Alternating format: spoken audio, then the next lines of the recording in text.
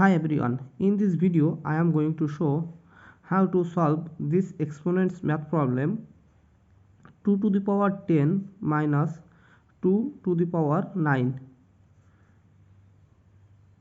or 2 to the power 10 we can write 9 plus 1 because 9 plus 1 is same as 10 minus 2 to the power 9 is equal to, here we can apply this rule, a to the power m plus n is equal to a m times a n. Applying this rule, here we can write 2 to the power 9 times 2 to the power 1 minus 2 to the power 9.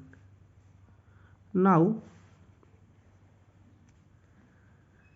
here we can take common 2 to the power 9, so we will write 2 minus 1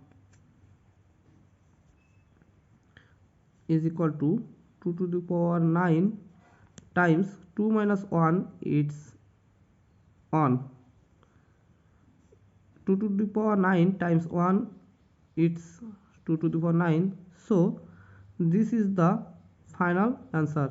If you like this video, please subscribe to my channel and see you in the next video. Bye bye.